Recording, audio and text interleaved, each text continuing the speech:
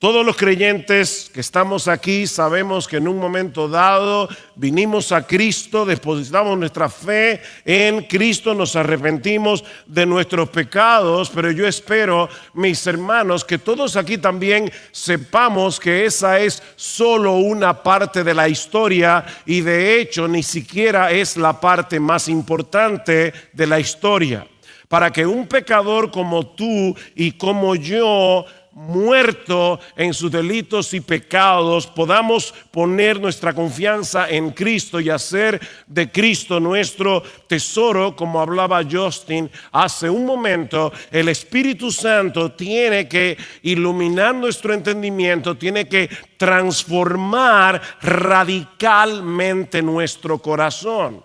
Y es precisamente acerca de ese tema que yo quisiera hablarles en esta última hora, a la luz de 2 Corintios capítulo 3. Yo les pido por favor que vayan a la segunda carta de Pablo a los Corintios. Vamos a leer desde el versículo 18 hasta el capítulo 4, versículo 6.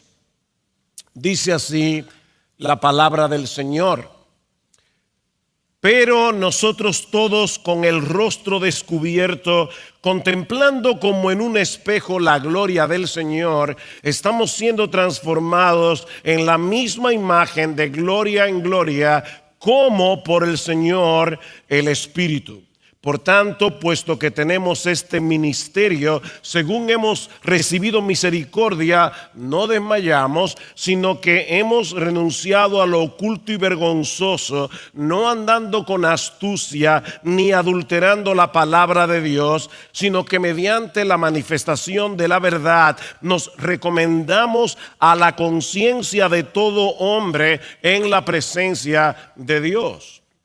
Y si todavía nuestro evangelio está velado, para los que se pierden está velado, en los cuales el Dios de este mundo ha cegado el entendimiento de los incrédulos, para que no vean el resplandor del evangelio de la gloria de Dios, de Cristo, que es la imagen de Dios. Porque no nos predicamos a nosotros mismos, sino a Cristo Jesús como Señor, y a nosotros como siervos vuestros por amor de Jesús. Pues Dios, que dijo que de las tinieblas resplandeciera la luz, es el que ha resplandecido en nuestros corazones para iluminación del conocimiento de la gloria de Dios en la faz de Jesucristo.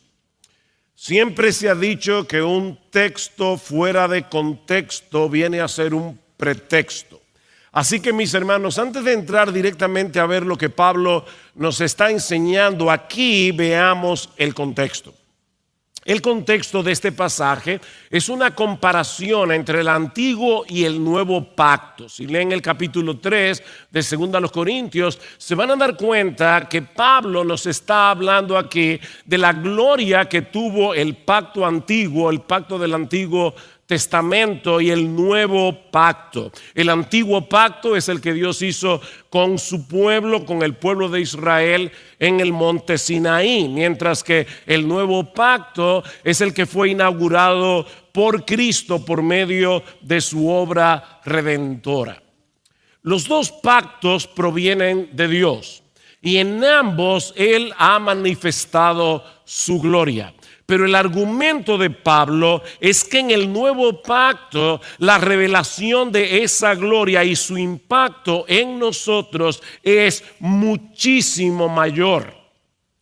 Y para mostrarnos la superioridad de un pacto sobre otro, Pablo se vale de un episodio muy conocido en la historia de Israel y que yo estoy completamente seguro que muchos de ustedes han leído probablemente o han escuchado acerca de este episodio un montón de veces. Pablo se va a Éxodo capítulo 33 y específicamente el versículo 18, donde Moisés le pide a Dios que le muestre su gloria. Yo quiero ver tu gloria. Y ustedes conocen la respuesta de Dios. Dios les responde, eso no puede ser posible. Nadie puede ver mi rostro, es decir, nadie puede ver mi esencia, porque nadie puede verme y vivir. Así que Dios le dice a Moisés que lo va a colocar en la hendidura de una peña. Y dice: te cubriré con mi mano hasta que yo haya pasado. Después apartaré mi mano y verás mis espaldas, pero no se verá mi rostro. Hermanos, guarden esa frase allí en su disco duro: nadie verá mi rostro. Por supuesto, Dios no tiene espaldas, Dios no tiene manos, porque Él es espíritu, dice el mismo Jesús en Juan capítulo 4, versículo 24. Pero Él le está hablando a Moisés en términos que él pueda entender. Esto es lo que en la Biblia se llama un lenguaje antropomórfico. Dios está hablando en un lenguaje que tú y yo podamos comprender, un lenguaje accesible a nosotros, para hacerle ver a Moisés que solo puede tener una visión parcial de su gloria. Sin embargo, dice en Éxodo 34, 29, que al exponerse de ese modo a ese vistazo parcial de la gloria de Dios, la piel del rostro de Moisés resplandecía. Tanto así que él tuvo que ponerse un velo sobre su cara, porque los hijos de Israel tenían temor de acercarse a Moisés. Y ahora Pablo nos dice en 2 Corintios capítulo 3 que ese velo en el rostro de Moisés es una ilustración del velo espiritual que los incrédulos tienen en su corazón y que no les permite ver la gloria de Jesucristo tal como es revelada en las Escrituras. Noten el capítulo 3, versículo 14. Pero el entendimiento de ellos se endureció. La Biblia de la Reina Valera del 60 dice se embotó, porque hasta el día de hoy en la lectura del antiguo pacto el mismo velo permanece sin alzarse, pues solo en Cristo ese velo es quitado. Y hasta el día de hoy, cada vez que se lee a Moisés, un velo está puesto sobre sus corazones. Ese trozo de tela en la cara de Moisés vino a ser una representación de la obstinación del pueblo de Israel en particular y de todos los incrédulos de manera general. Así que mi primera enseñanza, lo primero que yo quiero ver de este pasaje que vamos a considerar en esta hora, es el obstinado corazón de los incrédulos que no les permite ver la gloria de nuestro Señor Jesucristo. No solamente el corazón del pueblo de Israel estaba embotado, es que todos nuestros corazones antes de venir a Cristo estaban en la misma condición. Vean otra vez el versículo 3 del capítulo 4. Y si todavía nuestro evangelio está velado, para los que se pierden está velado, en los cuales el Dios de este mundo ha cegado el entendimiento de los incrédulos para que no vean el resplandor del evangelio de la gloria de Cristo, que es la imagen de Dios. El problema del hombre incrédulo, dice Pablo, es que está completamente ciego al resplandor de la luz del evangelio de la gloria de Cristo. Y el diablo, el enemigo de nuestras almas, hará todo lo que esté a su alcance para que el incrédulo permanezca en esa condición. Ahora, cuidado, ojo, no pensemos por eso, pobrecito pecador, que el diablo ha cegado para que no pueda ver la gloria del Señor y se convierta. No, mis hermanos, esta es una ceguera voluntaria y culpable.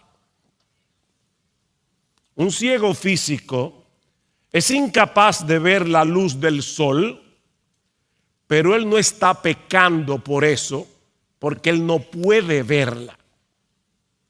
Pero el incrédulo está ciego porque Él no quiere ver.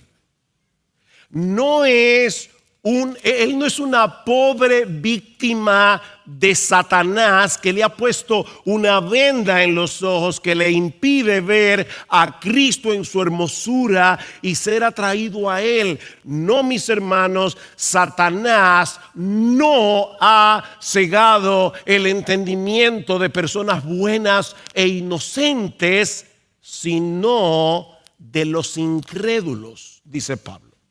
De los que han decidido no creer, de los que se rehúsan a humillarse delante del Señor. Es por eso que en Efesios capítulo 4 versículo 17 Pablo conecta esa ceguera con la dureza del corazón. Es la dureza del corazón humano lo que nos impide ver que Jesucristo es glorioso. Miren, si ahora mismo todos los seres humanos se quedaran ciegos, el sol seguiría siendo brillante. Si en el mundo entero no hubiera una sola persona que viera a Cristo hermoso, que viera a Cristo glorioso, que viera a Cristo maravilloso, Él seguiría siendo hermoso, glorioso y maravilloso, aunque nadie lo viera. Ese es nuestro Señor. Esta es la condenación. Dice Juan capítulo 3, que la luz vino al mundo. Y ahora escuchen, los hombres amaron, es un problema del amor. Los hombres amaron más las tinieblas que la luz porque sus obras eran malas. Mis hermanos, antes de que tú y yo viniéramos a Cristo en arrepentimiento y fe por la obra poderosa del Espíritu Santo, tú y yo amábamos las tinieblas porque estábamos tan enamorados de nuestra propia gloria. Estábamos tan enamorados de nuestra propia fama que no queríamos ver la de Cristo. No queríamos que Cristo nos hiciera sombra. Bajo el dominio de las tinieblas, dice Pablo en Colosenses capítulo 1, versículo 13. Fuimos trasladados del reino de las tinieblas al reino de su amado Hijo. Esa era tu condición y la mía cuando no éramos creyentes. En 1 Corintios capítulo 2 versículo 14 Pablo dice que el hombre natural, es decir, tal como tú saliste del vientre de tu madre, el hombre no regenerado no percibe las cosas que son del Espíritu de Dios, porque para él son locura y no las puede entender porque se han de discernir espiritualmente. Por supuesto, hay teólogos impíos que leen la Biblia y pueden llegar a comprender intelectualmente ciertas verdades de las Escrituras. Un teólogo impío puede creer que existe una Trinidad, puede entender que la Biblia habla de Dios Padre, Dios Hijo, Dios Espíritu Santo. Un impío puede entender que Jesucristo murió en la cruz por nuestros pecados. Sin embargo, somos incapaces, aún sabiendo eso, de percibir la hermosura de Dios y ser movidos a dejar de confiar en nosotros mismos para confiar únicamente en Cristo para el perdón de nuestros pecados. Y somos incapaces de hacer eso porque no queremos que Cristo se lleve la gloria. Nosotros queremos llegar al cielo. Yo no sé cómo es en otros países de América Latina, pero aquí en República Dominicana yo no sé por qué las personas le ponen letreros a los camiones. Hay algunos camiones que uno de los letreros favoritos es mi propio esfuerzo. Bueno, tú no vas a llegar al cielo manejando un camión que diga mi propio esfuerzo. Porque, como hemos dicho muchas veces, la salvación, no me miren como un hereje, la salvación es por obras, pero no por la tuya ni por la mía, sino por la de Jesús. Es por la obra de Él. Así que es por Cristo que vamos a llegar al cielo. Pero como nosotros no queremos que Él se lleve la gloria en nuestra salvación, preferimos seguir tratando de hacerlo por nuestro propio esfuerzo. Así que, mis hermanos, se trata de una ignorancia obstinada, de una total insensibilidad a la verdad divina. ¿Hay esperanza para el pecador? Sí. Pablo sabía que a pesar de que esa es la condición del hombre sin Cristo, hay esperanza para el pecador, porque él mismo estuvo en esa condición cuando era un fariseo. Él era uno de esos judíos que leía el Antiguo Testamento y no podía ver allí la gloria de Cristo por causa del velo que él tenía en su entendimiento, hasta que el mismo Cristo se encontró con él camino a Damasco y con el brillo de su gloria lo transformó de tal manera que este hombre llamado Saulo dejó de ser un pecador, perseguidor de la iglesia, y vino a ser el apóstol Pablo. Así de poderoso es el brillo de la gloria de Jesús. Y aunque esa clase de encuentro es irrepetible, lo que le sucedió a Pablo es exactamente lo mismo que ocurre en todos nosotros cuando el Espíritu Santo ilumina nuestro entendimiento. Y eso nos lleva a nuestro segundo encabezado. Ya vimos la obstinada ceguera del corazón humano. Veamos ahora en segundo lugar la obra iluminadora del Espíritu en la conversión. Todos los creyentes, mis amados hermanos, pasamos por una experiencia similar a la de Pablo. Solo que en vez de manifestarse a nosotros como lo hizo Cristo con el camino a Damasco, el Señor hace esa obra en nosotros por medio de la predicación del Evangelio. Así que no estés esperando ningún encuentro extraordinario. Cristo se va a encontrar contigo a través de la predicación de su palabra. Note lo que dice Pablo en los versículos 5 al 6. Pablo acaba de decir que si nuestro evangelio está encubierto, entre los que se pierden está encubierto, en los cuales el Dios de este siglo ha cegado el entendimiento de los incrédulos. Sin embargo, Pablo aún así predicaba. Y alguien podría preguntarle legítimamente: pero Pablo, yo no te entiendo. Tú estás diciendo que el pecador está ciego a la luz de la gloria de Jesucristo, y a menos que él vea esa gloria no se va a convertir. Entonces, ¿para qué tú predicas el evangelio? Versículo 5. Porque no nos predicamos a nosotros mismos, sino a Cristo Jesús como Señor, y a nosotros como vuestros siervos por amor de Jesús. ¿Saben por qué yo predico? Pues Dios, que dijo que de las tinieblas resplandeciera la luz, es el que ha resplandecido en nuestros corazones para iluminación del conocimiento de la gloria de Dios en la faz de Jesucristo. Pablo está aludiendo aquí al relato de la creación en Génesis capítulo 1, versículo 3. Y así como la primera cosa que hizo Dios por medio de su palabra fue crear ¿el qué? La luz, sea la luz, así lo primero que hace Dios en el pecador por medio de su palabra predicada es iluminar nuestro entendimiento para que seamos capaces de ver, de saborear con deleite la gloria de Dios en la faz de Jesucristo. En Génesis 1:3 Dios dijo: sea la luz, y la luz fue hecha. Y lo mismo sucede en el acto creativo de la regeneración. Cuando Dios nos hace nuevas criaturas por el poder del Espíritu Santo, mientras un predicador está exponiendo fielmente la palabra, Dios viene a nosotros y de repente dice: sea la luz, y el Espíritu Santo abre los ojos de nuestro entendimiento para que podamos adquirir una nueva comprensión de las verdades divinas que nos mueven a abrazar a Cristo en arrepentimiento y fe.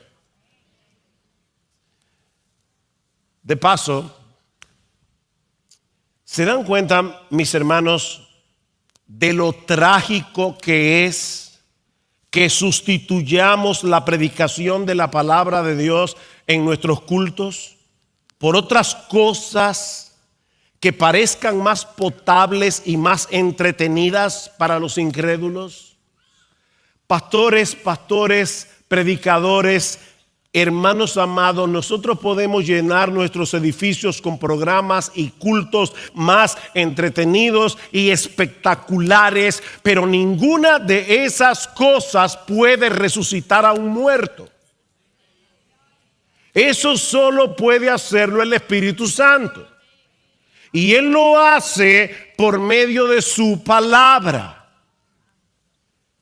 Es en el contexto de la predicación del Evangelio que el Espíritu Santo resplandece en nuestros corazones para iluminación del conocimiento de la gloria de Dios en la faz de Jesucristo. Y cuando esa luz resplandece en nuestros corazones para recibir su palabra predicada, pasamos de muerte a vida, nuestra incredulidad se convierte en fe y nuestra rebeldía en obediencia.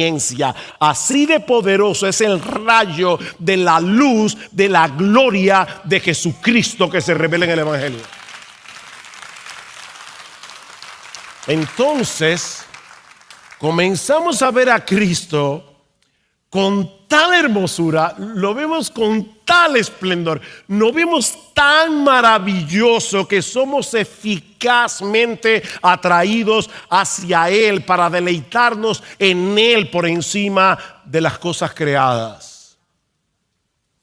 Dice Jonathan Edwards, ese gran predicador de la palabra del siglo XVIII, que el primer efecto de la obra regeneradora del Espíritu,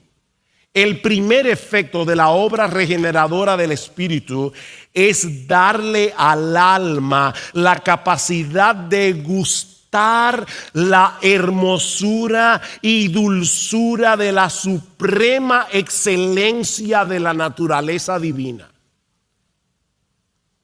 Dejamos de adorarnos a nosotros mismos para venir a ser adoradores del Dios vivo y verdadero. El mismo Espíritu que inspiró las Escrituras abre nuestro entendimiento para que comencemos a comprender las Escrituras, pero con una nueva percepción espiritual de las verdades que allí se revelan, una percepción que no teníamos antes. Es entonces cuando podemos ver lo que nunca antes habíamos visto. Que nuestro Señor Jesucristo posee una gloria que lo hace el ser más atractivo de todo el universo. Que no hay nadie como Él.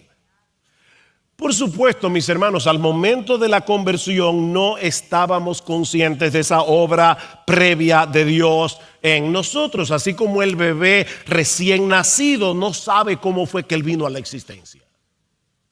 Pero por la Biblia, ahora nosotros sabemos que eso fue lo que sucedió. Mi esposo y yo estábamos recientemente en Sevilla e hicimos un recorrido de el recorrido que hacían los condenados en la Inquisición, desde la cárcel donde eran juzgados hasta el quemadero donde eran quemados públicamente. Y el historiador con el que andábamos nos decía: yo quiero que ahora nosotros aprovechemos frente a este lugar tan icónico de España, de Sevilla, yo quiero que nosotros ahora cantemos: he decidido seguir a Cristo, no vuelvo atrás, no vuelvo atrás. Fue un tiempo realmente muy emocionante cantar: he decidido seguir a Cristo en ese punto allí. Ahora déjenme hacerles una pregunta, porque lo pensé en el momento que estaba cantando todo emocionado. ¿Es correcto que nosotros cantemos yo he decidido seguir a Cristo? Sí, es correcto. Es correcto. Yo fui que decidí seguir a Cristo. Lo que pasa es que a ese corito le faltan estrofas. Porque nosotros deberíamos cantar: he decidido seguir a Cristo, no vuelvo atrás, no vuelvo atrás, porque el Padre me ha elegido. Por eso he decidido seguir a Cristo, porque el Espíritu me ha iluminado, porque el Hijo me ha dado vida. O sea que hubo una obra previa para que yo llegara a ese punto en el que yo decidí seguir a Cristo. Y esa obra previa fue la obra regeneradora del Espíritu Santo. La conversión a Cristo, mis hermanos, es un milagro. Es un milagro. Eso solamente puede hacerlo Dios. Dios tiene que abrirnos el entendimiento. Dios tiene que iluminar nuestras mentes. Dios tiene que cambiar nuestros corazones de piedra en corazones de carne para que podamos verlo en su gloria superlativa con los ojos de la fe. Eso solo puede hacerlo Dios. ¿Ustedes recuerdan cuando Jesús en Mateo 16 le preguntó a sus discípulos: ¿quién dicen los hombres que soy yo? Y ellos le dijeron: bueno, algunos dicen que tú eres Juan el Bautista, otros que tú eres Elías, otros Jeremías o alguno de los profetas. Y ahí Jesús les dijo: ¿y ustedes? ¿Y ustedes? ¿Qué piensan de mí? Respondiendo Simón Pedro dijo: tú eres el Cristo, el Hijo del Dios viviente. Wow, amén. Qué inteligente eres, Simón. Lo que ni los fariseos, ni los eruditos de Israel, que conocen también las Escrituras, han podido ver, tú te la llevaste al vuelo. Qué tipo más agudo.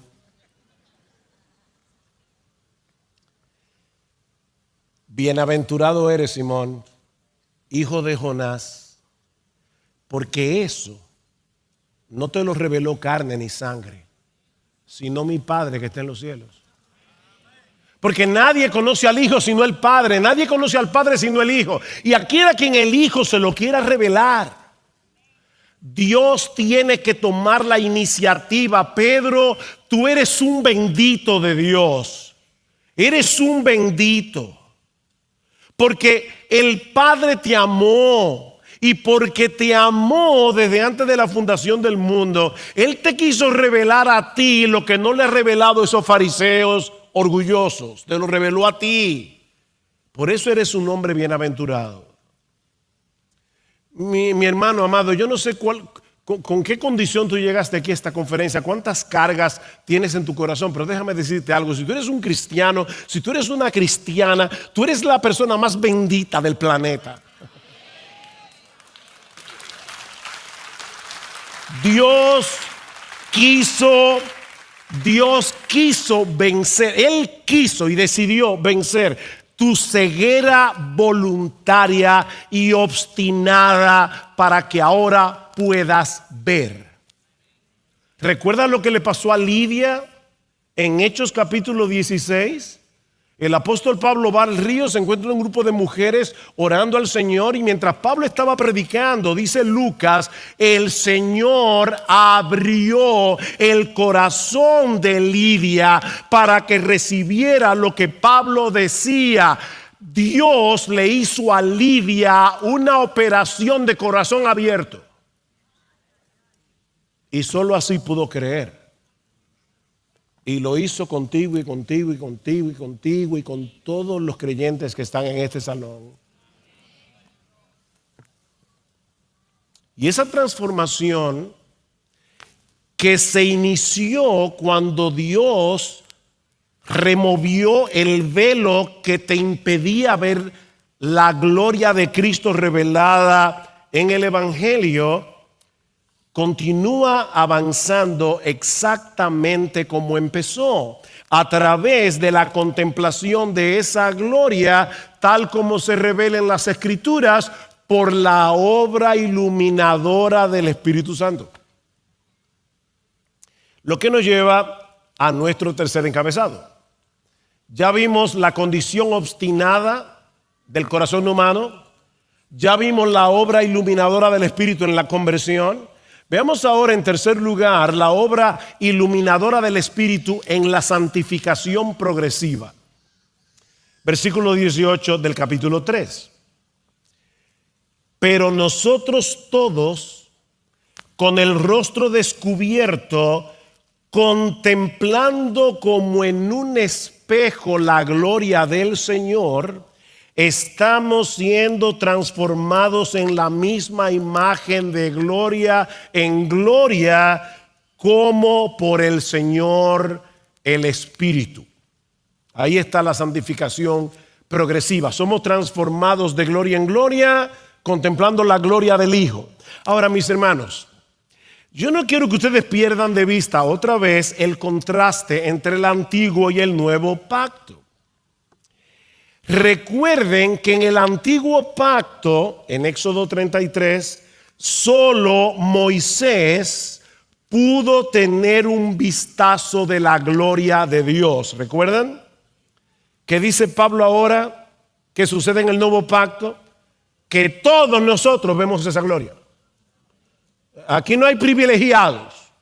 Como decíamos ayer cuando hablábamos de la unción, los pastores no somos los ungidos, pertenecemos a una élite. No, yo tengo un oficio diferente al tuyo, pero somos cristianos los dos. Y de paso, déjame decirte que la misma responsabilidad que yo tengo de estar aquí el domingo, bueno, no aquí, en mi iglesia, pero la misma responsabilidad que tienen los pastores de estar aquí el domingo predicando la palabra, hermanos de la IBI, es la misma responsabilidad que tienes tú de venir aquí a oírla. Porque nosotros no pertenecemos a ninguna élite, somos cristianos. ¿Y qué dice Pablo aquí? Que todos los cristianos, no Miguel, ni Chacho, ni yo, ni nadie, ni Justin, ni José, no, todos los cristianos, todos nosotros vemos esa gloria. A diferencia del antiguo pacto. Pero hay otra cosa más sorprendente. ¿Qué fue lo que vio Moisés? En ese lenguaje antropomórfico, él vio las espaldas de Dios. Él tuvo un vistazo parcial. Pero ¿qué es lo que dice Pablo en 2 Corintios 4? Que ahora en el nuevo pacto tú y yo, por la obra iluminadora del Espíritu, mientras leemos la palabra, vemos la faz, vemos el rostro. No vemos la espalda, le vemos la cara. ¿Lo vieron en el texto?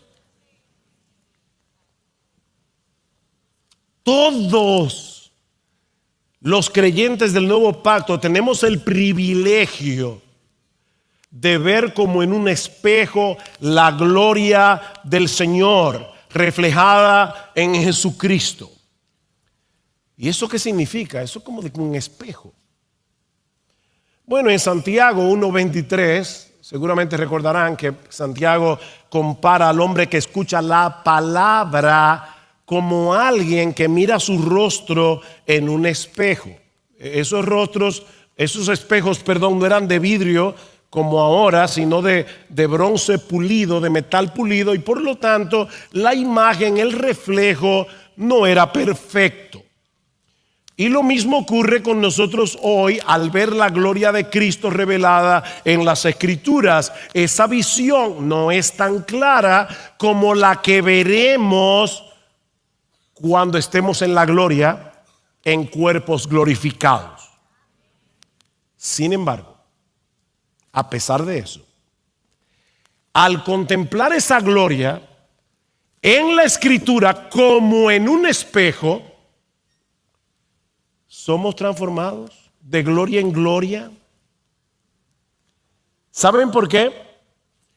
Porque todo el mundo se convierte en lo que admira. ¿Qué fue lo que hizo el Espíritu Santo cuando abrió nuestros ojos? Que ahora nos permite ver la hermosura, la gloria de nuestro Señor Jesucristo. Y como estamos viendo su gloria a través de la palabra, al ver esa gloria revelada en el Evangelio, somos transformados de gloria en gloria, porque todo el mundo se convierte en lo que adora. Ese es el problema de la idolatría. Dicen el Salmo 115, hablando de los ídolos: se volverán como ellos los que los hacen y todos los que en ellos confían. Óyeme bien, como decía Justin, la adoración no es lo que pasa aquí el domingo. Eso pasa los 7 días de la semana.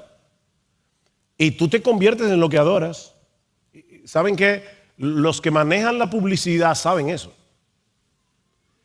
Ellos saben el impacto que tiene la idolatría y cómo los fans suelen imitar a sus artistas favoritos. Cada vez que yo voy a uno de estos viajes y paso por Zona Franca en el hotel y veo estos anuncios de perfumes, cosméticos, y está allí Julia Roberts. Mira, no vayas a creer que porque te pongas el perfume de Julia Roberts y uses el cosmético de Julia Roberts te va a aparecer la Julia Roberts.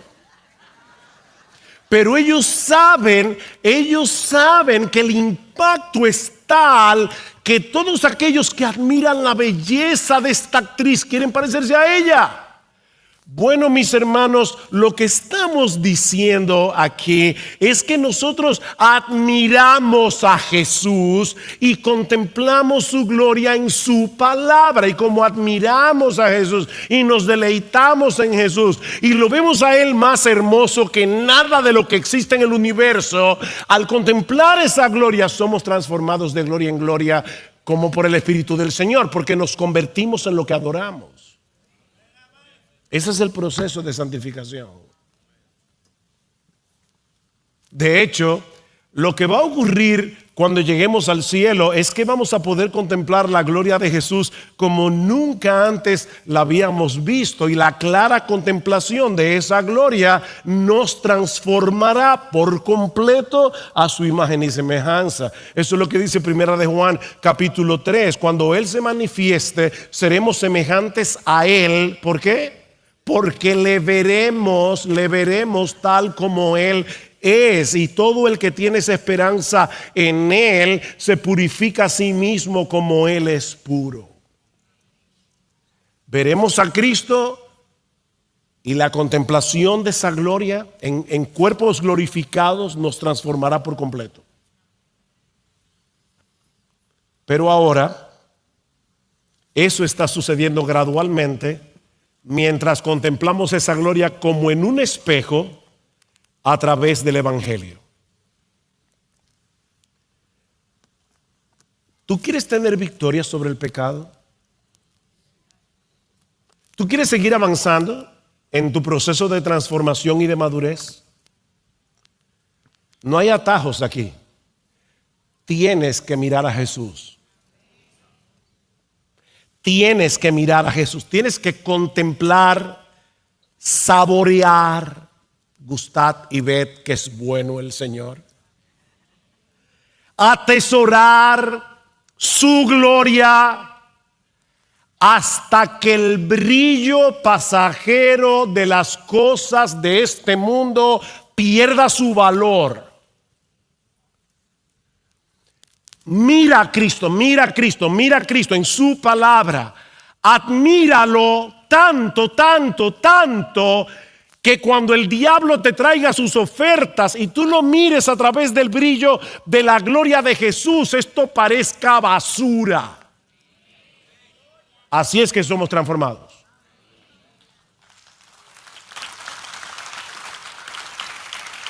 Pero eso es imposible. O sea, no podemos ver a Cristo y crecer en la percepción que tenemos de su hermosura leyendo su palabra sin la obra iluminadora del Espíritu. Necesitábamos esa obra cuando éramos impíos y estábamos en tinieblas, pero la necesitamos todavía siendo creyentes. ¿Qué le pide el salmista al Señor en el Salmo 119? Abre mis ojos y miraré las maravillas de tu ley.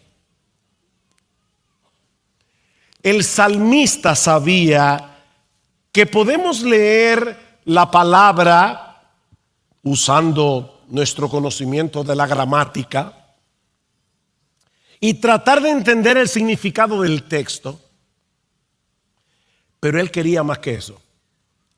Él quería ver las maravillas reveladas en este libro. Las maravillas. ¿Y qué son esas maravillas? Otra vez cito a Jonathan Edwards. El salmista se refiere, dice él, a las maravillosas manifestaciones de la gloria y las perfecciones divinas presentes en los mandamientos y doctrinas de la palabra. Eso es lo que él quiere ver. Tú y yo necesitamos ver las maravillas que Dios ha revelado de sí mismo, que Dios ha revelado de su obra en su palabra. Pero para eso necesitamos que Él siga abriendo nuestros ojos. Necesitamos más visión. Para que un ciego vea las estrellas, él necesita dos cosas. Primero, visión y un telescopio.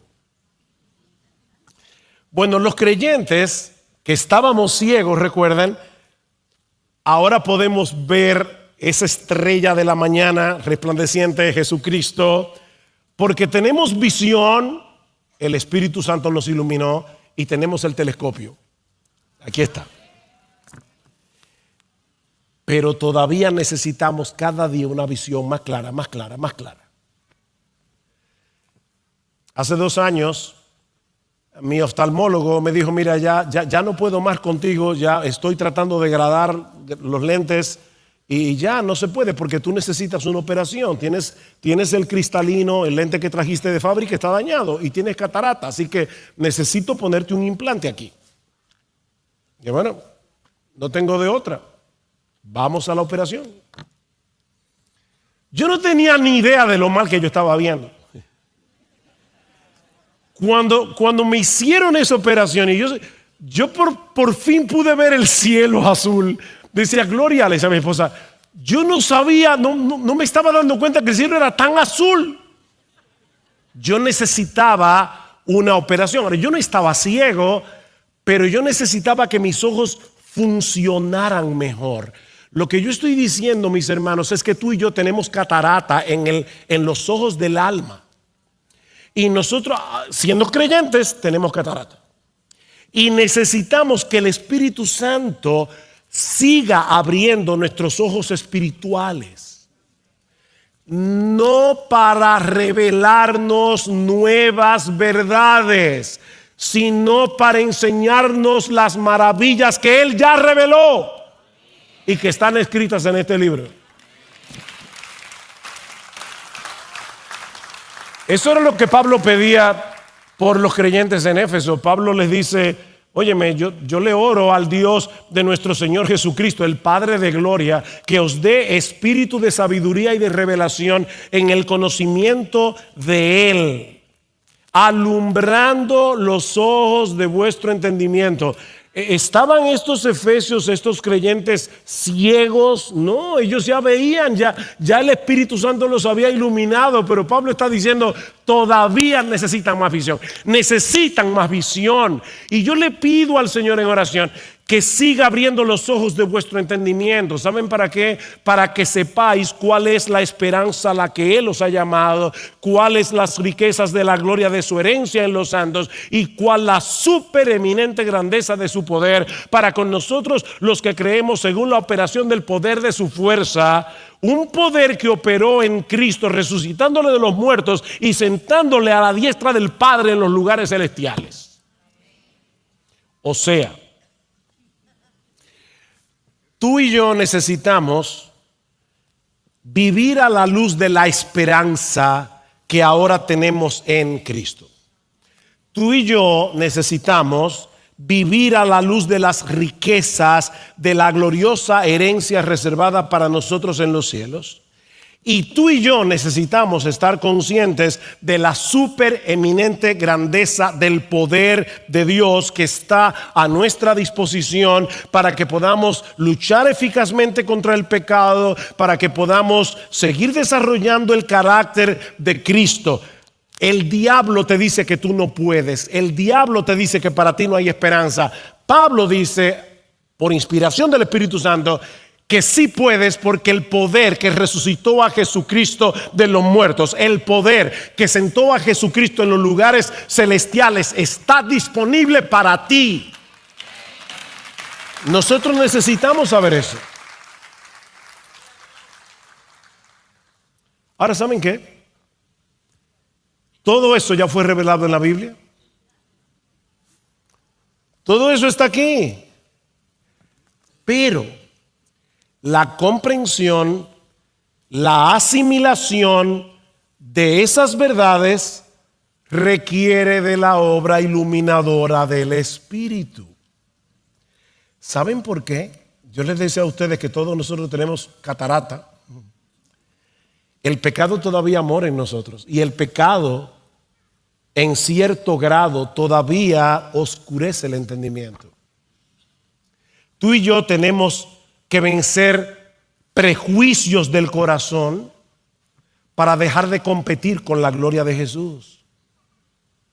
Para querer que sea su gloria la que brille en vez de querer que los demás vean nuestra vanagloria. La Biblia es tan precisa, ¿verdad? Que a nuestra gloria le llama vanagloria.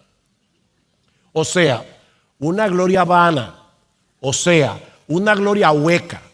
O sea, una gloria que no es gloria. Que tú no eres el ser extraordinario que tú crees que eres. Ni yo tampoco. Pero para eso necesitamos la obra iluminadora del Espíritu. Esos prejuicios deben ser vencidos para que podamos entender y aceptar ciertas doctrinas. ¿A ti no te ha pasado que leyendo la Escritura y leyendo acerca del infierno, de repente lo sientes demasiado fuerte? ¿Es porque tú eres más bueno que Dios? ¿O es porque el pecado que mora en ti te impide ver la justicia de Dios con tal claridad que tú entiendas que todo aquel que pisotea esa gloria merece el infierno? Eso es prejuicio.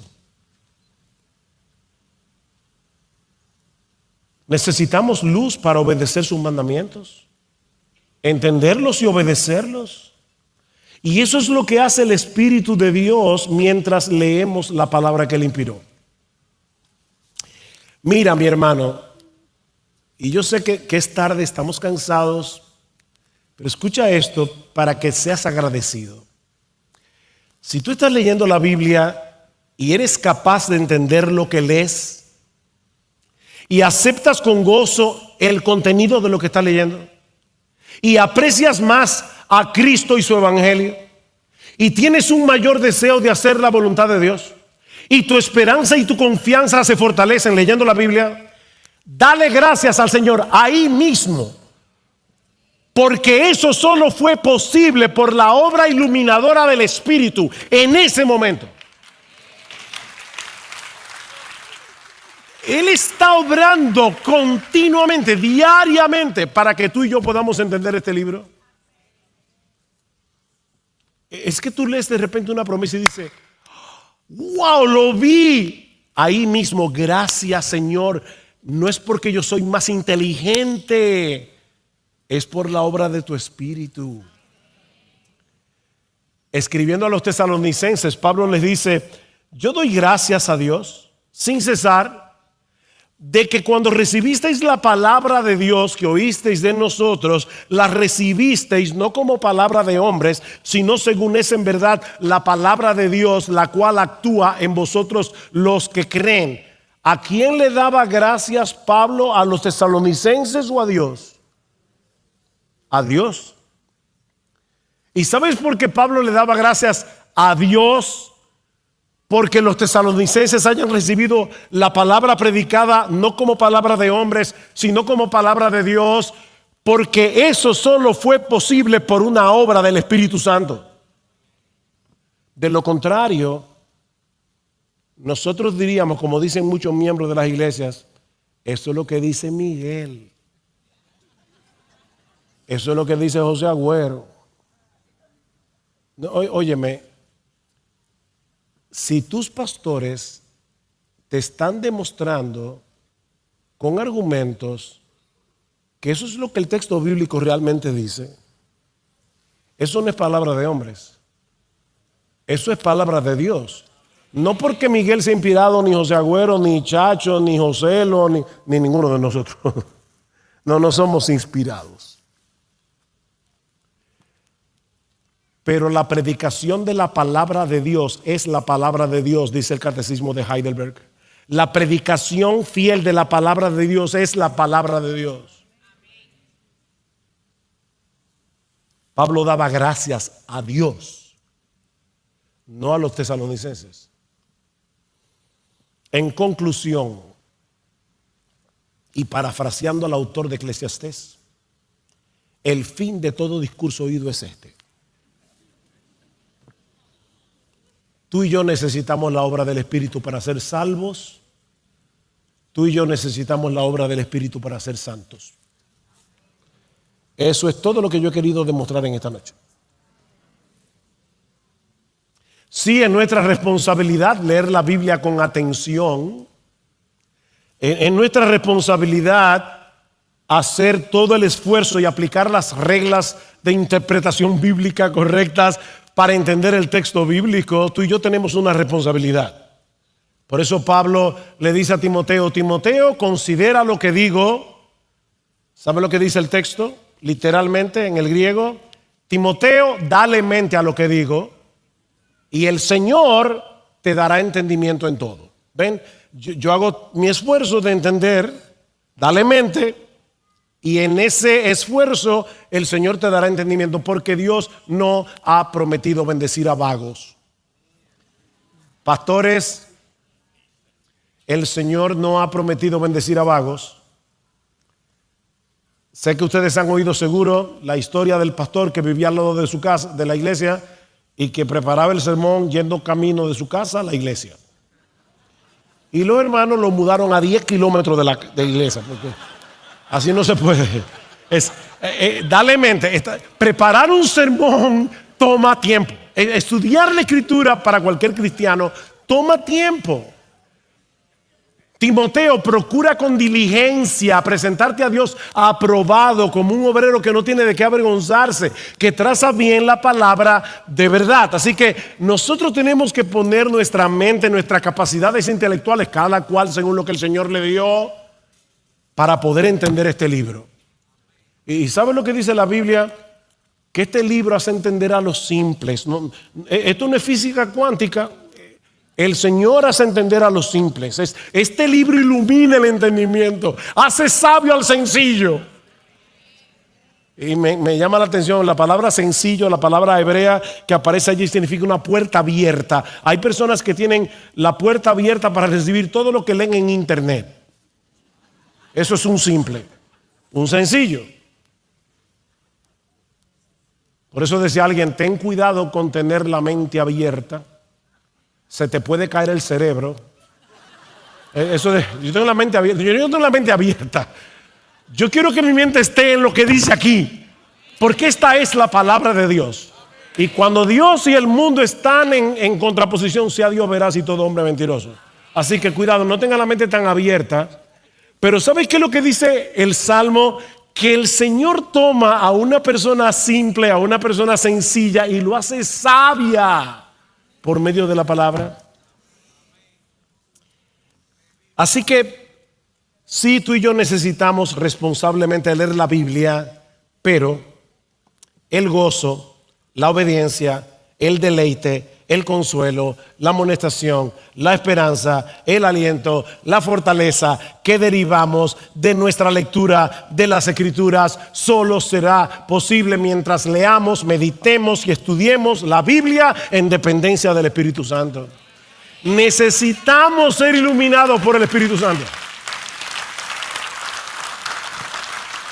Por eso es que al acercarnos a este libro debemos venir con esta actitud: oh Dios, abre mis ojos para que yo pueda contemplar las maravillas de tu ley. Oh Dios, que tu Espíritu me dé entendimiento para comprender tu palabra y para que pueda apropiarme de ella y para que pueda vivir a la luz de ella. Resplandece en mi corazón, oh Dios, para una iluminación cada vez mayor del conocimiento de tu gloria en la faz de Jesucristo. Necesitamos Necesito tu espíritu, Señor, para ver esas maravillas reveladas en las páginas de tu precioso libro y seguir siendo transformado de gloria en gloria mientras contemplo en el evangelio la gloria de tu Hijo. Señor, cuando predique el evangelio a otros, por favor, Señor, vence la obstinación de los que me escuchen. Ábreles el entendimiento para que vean la gravedad y la fealdad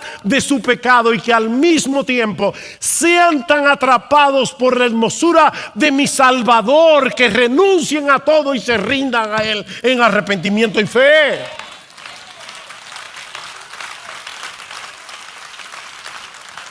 Oh, mis hermanos, que el Espíritu Santo se derrame con poder sobre este auditorio, para que la palabra predicada, no solamente ahora, todo lo que ustedes han escuchado a lo largo de este fin de semana y lo que van a escuchar mañana, obre eficazmente en cada corazón. Por un lado, venciendo la obstinación de algunos que probablemente aquí están sin Cristo.